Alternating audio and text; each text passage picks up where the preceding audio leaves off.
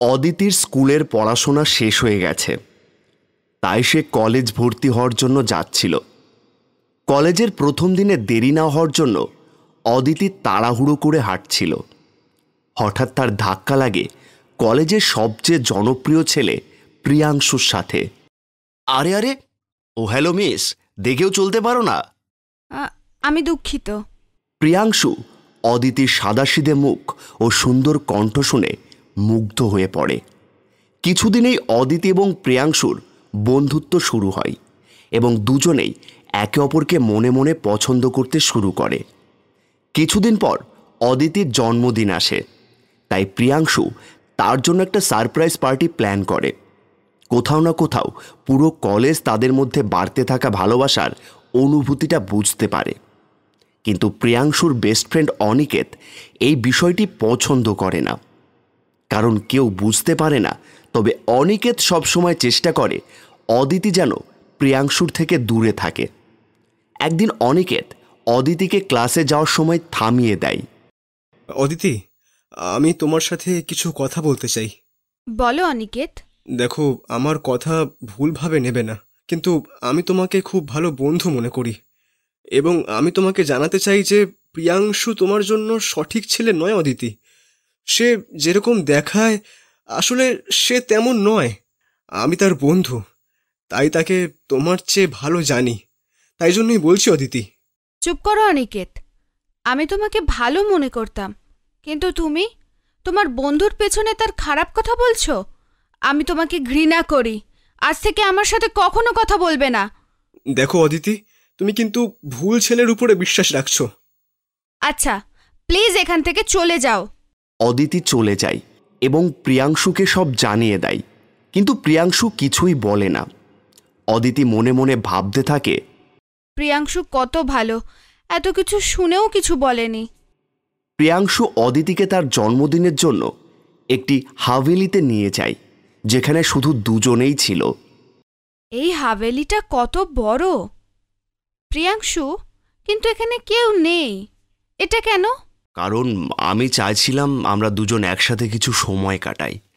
আমি অনেক দিন ধরেই তোমার সাথে কিছু বলার জন্য প্রস্তুত। কি বলবে? অদিতি, আমি তোমাকে ভালোবাসি। আমিও তোমাকে ভালোবাসি। আমি বহুদিন ধরেই তোমাকে সেটা বলতে চেয়েছিলাম। ধীরে ধীরে প্রিয়াংশু অদিতির কাছে আসে এবং তাকে চুম্বন করে। অদিতি প্রেমে এতটাই হারিয়ে যায় যে তার সীমা ছাড়িয়ে যায়। পরের দিন অদিতি বাথরুম থেকে স্নান করে বেরিয়ে এসে তার আয়নার ওপর প্রিয়াংশু ও তার ব্যক্তিগত মুহূর্তের ছবি দেখে চমকে ওঠে। অদিতি যেখানে যায় সেখানে তাকে কখনো একটা চিঠি, কখনো তার ছবি পাওয়া যায়। একদিন পুরো কলেজে অদিতির এমএমএস লিক হয়ে যায়। যখন অদিতি কলেজে যায় সবাই তাকে ঘুরিয়ে ঘুরিয়ে দেখে। আহা, এটা অদিতি রে, অদিতি। আরে যার এমএমএসটা এসেছে, কত সাদা সিধে দেখায়, আর কাণ্ড দেখ তলায় তলায়। এক রাত আমাদের সাথেও সময় কাটাও, প্রিয়াংশুর চেয়ে বেশি সুখে রাখবো। এইসব থেকে বিরক্ত হয়ে অদিতি প্রিয়াংশুর কাছে যায় এবং ফিরে আসে না। অদিতির এমন হঠাৎ হারিয়ে যাওয়া সবাইকে অবাক করে দেয় এবং তার পিতামাতারা পুলিশে অভিযোগ করে, কিন্তু অদিতির কোনো সন্ধান পাওয়া যায় না। কিছুদিন পরে প্রিয়াংশু তার জীবনে এগিয়ে গেছে। এখন কলেজের সবচেয়ে সুন্দর প্রিয়া তার গার্লফ্রেন্ড হয়ে গেছে। প্রিয়াংশু কলেজ থেকে তার বাড়িতে যাচ্ছিল, তখন সে একটা ছায়া দেখতে পায়। যতই সে পেছন ঘুরে দেখে কেউ ছিল না। সে আবার চলতে থাকে। তার মনে হতে থাকে যেন কেউ তার পেছন পেছন চলছে। হঠাৎ সে মনে করে কেউ যেন তাকে স্পর্শ করছে। আচমকা সেই হাতগুলো ধরতে গিয়ে ঘুরে যায়। তুমি এখানে? প্রিয়াংশু দেখে প্রিয়া হাসছে। হ্যাঁ, আর কি হতে পারে? তুমি এমন ভয় পাচ্ছ যেন কোনো ভূত দেখেছো। না, তেমন কিছু নয়। প্রিয়াংশু প্রিয়াকে একই হাভেলিতে নিয়ে যায় যেখানে সে অদিতিকে নিয়ে গিয়েছিল। প্রিয়া পানির জন্য রান্নাঘরে যায়। হঠাৎ সে একটা মেয়েকে দেখতে পায় যে তার মতোই দেখতে। প্রিয়া দেখে ভয় পেয়ে যায় এবং চিৎকার করে ওঠে। প্রিয়াংশু, প্রিয়াংশু, দেখো। প্রিয়াংশু চিৎকার শুনে দৌড়ে এসে প্রিয়াকে দেখে। কি হয়েছে প্রিয়া, চিৎকার করছো কেন? ওই দেখো, আমার মতো মেয়ে। কই, কেউ নেই তো। সেখানে কেউ ছিল। এখানে আমরা ছাড়া আর কেউ নেই, এটা তোমার ভুল হবে। প্রিয়াংশু প্রিয়াকে চুম্বন করে এবং তার কাছে আসার চেষ্টা করে।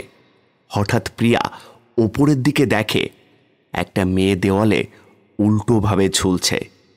প্রিয়া আবার ভয় পেয়ে যায় এবং প্রিয়াংশুকে ভুল করে ধাক্কা দিয়ে দেয়। এভাবে করা যায় না প্রিয়া। উপরে দেখো, কেউ আছে। প্রিয়াংশু ওপরের দিকে দেখে কিন্তু কিছুই দেখতে পায় না। উপরে কেউ নেই, মনে হচ্ছে তোমার শরীরটা আজ ভালো নয়, সব মাটি করে দিয়েছে। এখন প্রিয়া নিজেই হঠাৎ চোট পেতে শুরু করে এবং বাতাসে উড়ে গিয়ে দেওয়ালে উল্টোভাবে চলতে থাকে।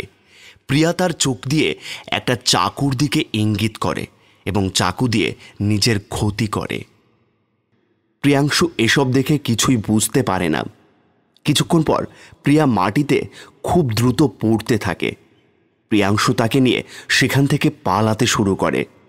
প্রিয়া ভয় পেয়ে যায়। যখন তারা গাড়ি থেকে কিছু দূরে চলে যায়, হঠাৎ প্রিয়াংশু তার গাড়ি থামিয়ে দেয়। কি হয়েছে প্রিয়াংশু, গাড়ি কেন থামালে? প্রিয়া ও প্রিয়াংশু দুজনেই দেখে সামনের রাস্তা হঠাৎ ফেটে যেতে শুরু করে। প্রিয়াংশু তার গাড়ি পেছনে নেয় এবং হঠাৎ পেছনেও মাটি ফেটে যায় এবং তাদের গাড়ি তাতে পড়ে যায়। এরপর তারা দুজনেই অজ্ঞান হয়ে যায়। যখন তাদের চোখ খোলে তারা একই হাভেলিতে ফিরে আসে। এটা কি প্রিয়াংশু, আমরা আবার এখানে? রাস্তা কিভাবে ফেটে গেল? এটা কি হচ্ছে? আমি জানি না প্রিয়া, এটা কি হচ্ছে। তখন সেখানে অদিতি আসে। কেন মিথ্যে বলছো? তুমি প্রিয়াকে সত্যি বলো, নইলে আজ তুমি মরবে। অদিতি, তুমি এখানে? না না, এটা সম্ভব নয়। এ কে প্রিয়াংশু? এখন তুমি আমাকে কিছু বলবে? প্রিয়াংশু প্রিয়াকে তার এবং অদিতির সম্পর্কে জানায় এবং বলে, অদিতির এমএমএসও আমি তৈরি করেছিলাম। আমি কখনো তার প্রেমে পড়িনি, শুধু বন্ধুদের সাথে বাজি ধরেছিলাম, তাই প্রেমের নাটক করেছিলাম। অদিতির এমএমএস লিক হওয়ার পর সে আমাকে দেখা করতে এসেছিল এবং সে আমারও আমার বন্ধুদের কথাগুলো শুনে এবং আমাকে হুমকি দিতে শুরু করেছিল যে সে পুলিশকে সব বলে দেবে। তাই বাধ্য হয়ে আমাকে তাকে মেরে ফেলতে হয়েছিল। সবাই ভাবছিল এটা লজ্জা থেকে পালিয়ে গেছে, কিন্তু আমি তাকে এই হাবিলিতে সমাহিত করেছিলাম। এত বড় প্রতারণা প্রিয়াংশু! তুমি যে পাপ করেছো, যে ধোঁকা দিয়েছো, মানুষ জানে না, কিন্তু দেখো, ঈশ্বর অদিতির জন্য প্রতিশোধ নিচ্ছে। অদিতি ক্রোধে হাবিলির জিনিসগুলো প্রিয়াংশুর দিকে ছুঁড়তে শুরু করে, প্রথমে বই, তারপর চেয়ার। না অদিতি, এভাবে করো না। পুলিশ প্রিয়াংশুকে শাস্তি দেবে, তোমার বিচার নিশ্চিত হবে। না, আমি নিজেই শাস্তি দেব। অদিতি আবার প্রিয়াংশুর দিকে জিনিসপত্রগুলো ছুঁড়তে থাকে, দেওয়ালের ছবি, ঘড়ি। হঠাৎ অদিতির একটা ছবি দেওয়ালে ঝুলছে, যা প্রিয়া দেখতে পায়। অদিতির ছবি এই হাবিলিতে কিভাবে? নিশ্চয়ই কিছু গোপন বিষয় আছে। প্রিয়া সেই ছবির কাছে যাওয়ার চেষ্টা করে, অদিতি তাকে থামিয়ে দেয়। প্রিয়া, আমার তোমার সাথে কোনো শত্রুতা নেই, তুমি এখান থেকে চলে যাও। না অদিতি, আমি তোমাকে বিচার পাবো। প্রিয়াংশুকে শাস্তি হবে এবং পুলিশ দেবে। না, আমি দেব। প্রিয়া সেই ছবির দিকে একটা চাকু ছুঁড়ে দেয়। অদিতি ব্যথায় চিৎকার করে ওঠে। প্রিয়া বুঝতে পারে যে অদিতির মুক্তি কেবল সেই ছবির মাধ্যমেই সম্ভব। অদিতি প্রিয়াংশুকে বাতাসে তুলে এবং মাটিতে ছুঁড়ে দেয়। প্রিয়া হঠাৎ জ্বলন্ত দেশলাইয়ের কাঠি ওই ছবির ওপর ছুঁড়ে দেয়, ফলে ছবিটি পুড়ে যায়। অদিতিও পুড়ে যেতে শুরু করে। আমাকে মাপ করে দাও অদিতি, কিন্তু আমি তোমাকে মুক্ত করতে চেয়েছিলাম এবং আমি প্রতিশ্রুতি করি তোমার বিচার হবে। বহু বছর আগে মহেশপুর নামক এক জায়গায় ভানুপ্রতাপ সিংহ নামে এক জমিদার ছিল। তার বিশাল নামডাক ছিল। বর্তমানে জমিদারের কোনো বংশধর আর বেঁচে নেই। জমিদারের বাড়ি একদম খালি পড়ে আছে। জমিদার বাড়িটা এত সুন্দর ও রহস্যময় যে দেশ বিদেশ থেকে বহু লোক এই জমিদার বাড়ি দেখতে ও রহস্য সন্ধান করতে আসে, কিন্তু রহস্য সন্ধান আজও কেউ পর্যন্ত করতে পারেনি। উল্টে মারা গিয়েছে রহস্য সন্ধান করতে গিয়ে। এমন সময় শহরের এক নামী রিসার্চ সেন্টারে দুই বন্ধু কাজ করে, বিক্রম আর আবির। ওই সেন্টারে তারা নানা ধরনের পশু পাখি কীটপতঙ্গ নিয়ে রিসার্চ করে। আর ওই রিসার্চ সেন্টারের যিনি হেড তার নাম হলো অসীম সেনগুপ্ত। অসীম একদিন বিক্রম ও আবিরকে ডেকে বলে, এই, তোরা নিউজ পেপার পড়েছিস? হ্যাঁ, পিটার স্যারের মৃতদেহ উদ্ধার করা হয়েছে মহেশপুরের জমিদার বাড়ি থেকে, তাই তো? হ্যাঁ, পিটার বিদেশি রিসার্চ সেন্টারে ছিল। উনি আমার খুব ভালো বন্ধু। ওনার যে এভাবে মৃত্যু হবে আমি ভাবতেই পারছি না। হ্যাঁ স্যার, আমাদেরও খুব খারাপ লাগছে। শুনেছি ওই জমিদার বাড়িতে ভূত আছে। ধর, তোরা এত বড় একটা রিসার্চ সেন্টারে কাজ করিস আর তোরা ভূত বিশ্বাস করিস? ওই জমিদার বাড়িতে নিশ্চয়ই অন্য কোনো ব্যাপার আছে। ভূতকে বিশ্বাস আমরা করি না, যেটা শোনা কথা সেটাই বললাম। ঠিক আছে, শোন, যেটার জন্য তোদের ডাকা, আমি কালকেই বের হয়ে যাচ্ছি মহেশপুরের জমিদার বাড়ির উদ্দেশ্যে। আমি যতদিন না ফিরছি ততদিন তোরা এই সেন্টারটা সামলাস। স্যার, আপনি একা যাবেন? কাউকে নিয়ে যেতে পারেন সাথে। ওই জমিদার বাড়ি খুব একটা ভালো না। ধুর, ও আমার কিছু হবে না। তোরা তো শুধু অ্যানিমেল নিয়ে কাজ করছিস, আমাকে তো সব কিছু নিয়ে কাজ করতে হয়। ও আমার চিন্তা করিস না। এরপর অসীমবাবুর কথা মতন পরের দিন মহেশপুর জমিদার বাড়ির উদ্দেশ্যে রওনা দেয়। অসীমবাবু অনেক রাতে গিয়ে পৌঁছায় জমিদার বাড়িতে। পরের দিন সকালে বিক্রম ও আবিরের কাছে খবর আসে অসীমবাবুর মৃত্যু হয়েছে। এরপর কোনো রকমভাবে মহেশপুর থেকে অসীমবাবুর মৃতদেহ শহরে নিয়ে আসা হয়। বিক্রম ও আবির মহেশবাবুর মৃতদেহ দেখে যে অসীমবাবুর মৃতদেহটা পুরো নীল হয়ে গেছে। আর তা দেখে বিক্রম ও আবির নিজেদের মধ্যে বলাবলি করা শুরু করে। তোর স্যারের দেহটা দেখে কি মনে হচ্ছে? আমার মনে হচ্ছে যে এটা কোনো ভুতুড়ে কাণ্ড নয়। তুই এখনো ভূত বলছিস?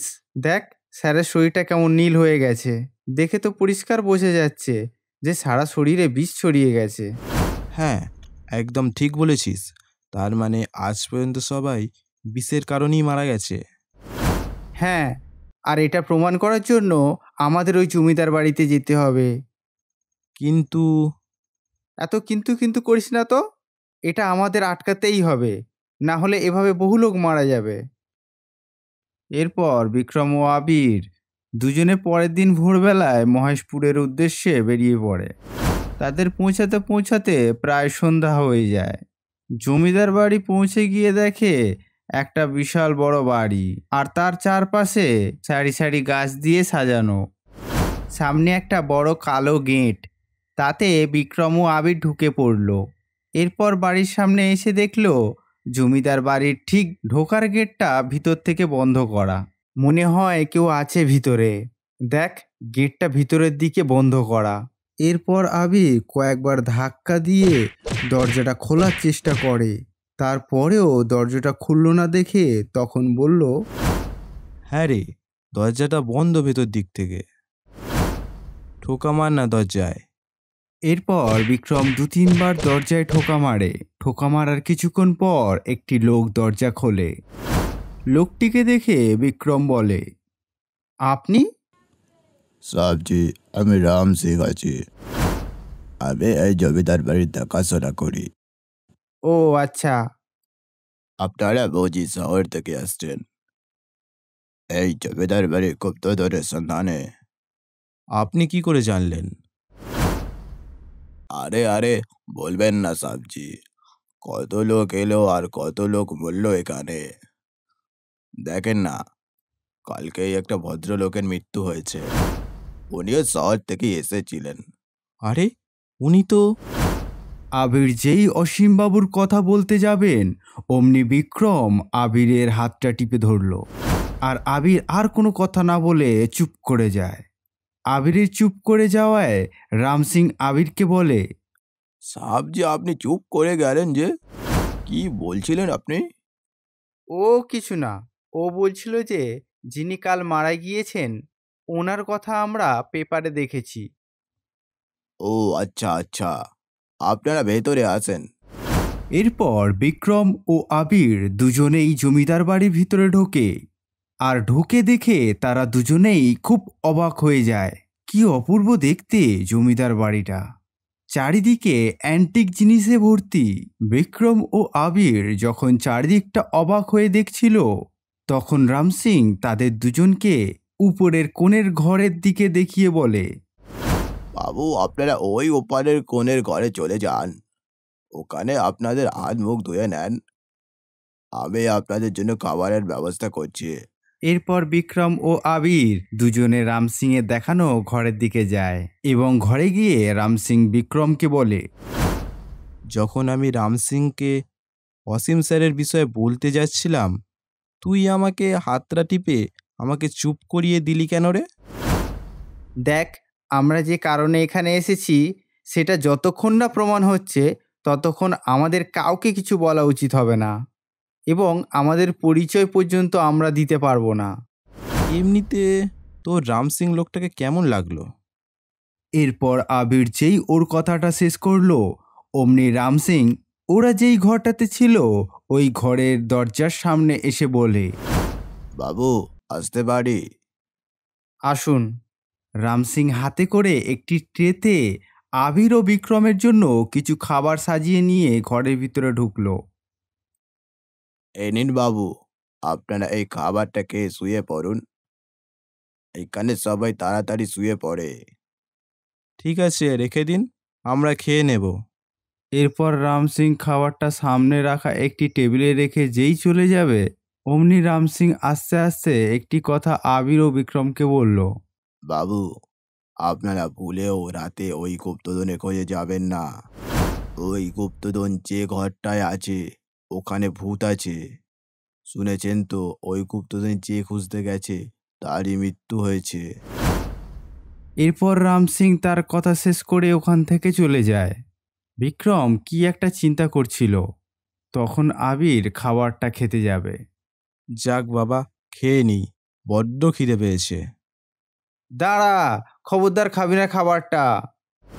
কিন্তু কেন? তোর মনে নেই স্যারের মৃত্যু কিভাবে হয়েছিল? আমাদের এখন খুব সতর্ক থাকতে হবে। আর শোন, একদিন না খেলে তুই মরে যাবি না, বুঝলি? এরপর বিক্রম ও আবির দুজনে ঘুমিয়ে পড়ে। তখন ঘড়িতে বাজে রাত 2টো। হঠাৎ দরজা বন্ধ করার জোরে আওয়াজ হয়, আর বিক্রম ও আবিরের ঘুম ভেঙে যায়। বিক্রম এক লাফে বিছানা থেকে নেমে হাতে একটা টর্চ নিয়ে ঘরের বাইরে বেরিয়ে যায়, আর আবিরও বিক্রমের পিছন পিছন ঘরের বাইরে বেরিয়ে যায়। ঘরের বাইরে বেরিয়ে দেখে একটি লোক চাদর মুড়ি দিয়ে সিঁড়ি দিয়ে ধপধপ করে নেমে জমিদার বাড়ির পিছন দরজা দিয়ে বেরিয়ে যাচ্ছে। আর বিক্রম ও আবির ওই লোকটাকে ফলো করতে করতে তারাও জমিদার বাড়ির পিছন দরজা দিয়ে বেরিয়ে যায়। বাইরে বেরিয়ে গিয়ে দেখে কেউ কোথাও নেই। কি ব্যাপার, ওই লোকটি ওইটুকুনি সময়ের মধ্যে কোথায় গায়েব হয়ে গেল? আশ্চর্য তো। আবির ও বিক্রম খুব ভালো করে চারিদিকটা দেখতে লাগলো যে লোকটাকে কোথাও দেখা যাচ্ছে কিনা। এমন সময় আবির দেখতে পেল জমিদার বাড়ির ঠিক পিছন দিকে একটি সিঁড়ি উপরে ছাদে যাওয়ার জন্য উঠে গেছে, আর ঠিক তার নিচে মাটির সঙ্গে লাগানো একটি দরজা। এই দেখ বিক্রম, এখানে একটা দরজা, মনে হয় নিচে যাওয়ার রাস্তা। এরপর বিক্রম কোনো কথা না বলে দরজা খুলল। যেই দরজা খুলল, একটা কালো বিড়াল ওই দরজা দিয়ে বেরিয়ে আসলো, এবং আবির হঠাৎ কালো বিড়ালটা দেখে একটু চমকে গেল। এরপর তারা দুজনে ওই দরজাটার ভিতরে ঢুকলো, আর দেখলো একটি সিঁড়ি নিচের দিকে নেমে গেছে। নিচে মনে হয় কোনো ঘর আছে। এরপর তারা নিচের দিকে নামতে শুরু করে। কিছুক্ষণ চলার পর তারা কিছু ভুতুড়ে অদ্ভুত আওয়াজ শুনতে পায়। বিক্রম ভয় না পেলেও আবির একটু একটু ভয় পেতে শুরু করলো। এরপর তারা আরও নিচে নেমে যেতে থাকে। হঠাৎ তাদের সামনে একটা কঙ্কাল ঝুলে পড়ে। তা দেখে বিক্রম হঠাৎ চমকে ওঠে, আর আবির জোরে চিৎকার করে ওঠে, আ! এরপর বিক্রম কঙ্কালটা হাত দিয়ে ছুঁড়ে ফেলে দিতে বলে।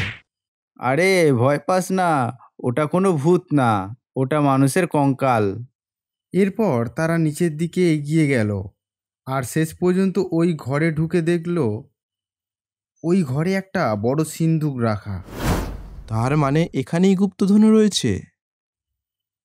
এরপর আবির যেই সিন্দুকের দিকে যাবে অমনি বিক্রম তার হাত ধরে আটকে দেয় আর বলে, দাঁড়া, ওই দেখ সিন্দুকের উপরে একটি কাঁচের বয়েম রাখা, আর ঠিক ওর পাশে একটা বড় মাকড়সা, দেখতে পাচ্ছিস? হ্যাঁ তো, আরে এই যে সে মাকড়সা নয়, এটা খুব বিষাক্ত মাকড়সা। হ্যাঁ, এটা বিদেশের জঙ্গলে পাওয়া যায়।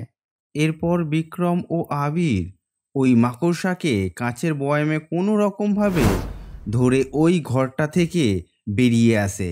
অমনি রাম সিং তাদের সামনে একটি বন্দুক নিয়ে দাঁড়িয়ে থাকে আর বিক্রম ও আবির কি করবে বুঝতে না পেরে বিক্রমের হাতে যে টর্চটা ছিল সেটা দিয়ে রাম সিংয়ের হাতে মারে আর রাম সিংয়ের হাত থেকে বন্দুকটা পড়ে যায় আর রাম সিং বিক্রমের উপর ঝাঁপিয়ে পড়ে এবং তাদের মধ্যে হাতাহাতি শুরু হয়ে যায়। এই হাতাহাতিতে রাম সিং চেষ্টা করছিল যে বিক্রমের হাতে যে বয়ামটা রয়েছে তার ঢাকনা খোলার, যাতে মাকড়সার কামড়ে তার মৃত্যু হয়। আর ঠিক ওই সময় আবির পুরো দৃশ্যটা দেখে বুঝতে পারছিল না সে যে কি করবে। এমন সময় আবিরের চোখ যায় বন্দুকটার দিকে এবং সাথে সাথে বন্দুকটা তুলে রাম সিংয়ের দিকে ধরে। সাবধান, আমি গুলি চালিয়ে দেব। এরপর রাম সিং বন্দুকটা দেখে বিক্রমকে ছেড়ে দেয় আর বিক্রম আবিরকে বয়ামটা দিয়ে রাম সিংকে জাপটে ধরে আর বলে, আমি তো প্রথমেই বুঝে গিয়েছিলাম এই জমিদার বাড়িতে যা ঘটছে তার পিছনে তোর হাত। এই জমিদার বাড়িতে যারাই এসেছে তারাই মারা গিয়েছে, আর তুই তো এতদিন ধরে বেঁচে আছিস। তুই নিজে থেকে সবাইকে গুপ্তধনের ব্যাপারে বলিস, যাতে সবাই গুপ্তধনের লোভে এই ঘরে যায় আর মাকড়সার কামড়ে মারা যায়, যেমনি আমাদের মারতে চেয়েছিলিস। তার উপর এই মাকড়সা জাতা মাকড়সা নয়, বিদেশি মাকড়সা। এখানে আসলেই বা কি করে বল? কি হলো বল? বলছি, কিন্তু বাবু, আমাকে পুলিশের হাতে তুলে দেবেন না। এরপর রাম সিং বলতে শুরু করলো। আসলে রাম সিং ওই গ্রামের নয়, উনি আসলে বিহার থেকে এসেছিল। ওই জমিদার বাড়ির যিনি শেষ সদস্য ছিল তার অনেক বয়স হয়ে যাওয়ায় রাম সিংকে রেখেছিল ওই জমিদার বাড়িটি দেখাশোনার জন্য। সেই সময় এক বিদেশি জমিদারের সঙ্গে দেখা করতে আসে বিদেশ থেকে, আর তিনি এই মাকড়সাটি নিয়ে আসে। রাম সিং সুযোগ বুঝে ওই মাকড়সাটি চুরি করে আর বিদেশি ও জমিদারকে হত্যা করে এই মাকড়সার কামড়ে। এরপর থেকে যেই আসতো এই জমিদার বাড়িতে তাকে নিজে থেকেই গুপ্তধনের সম্বন্ধে বলতো, আর বিক্রম ও আবিরের সঙ্গে যা করেছে ঠিক সেইভাবে সবাইকে মারতো, যাতে ওই জমিদার বাড়ি ও গুপ্তধন কেউ নিয়ে না নিতে পারে। এরপর বিক্রম ও আবিরের সমস্ত ঘটনা শুনে রাম সিংকে পুলিশের হাতে তুলে দেয়।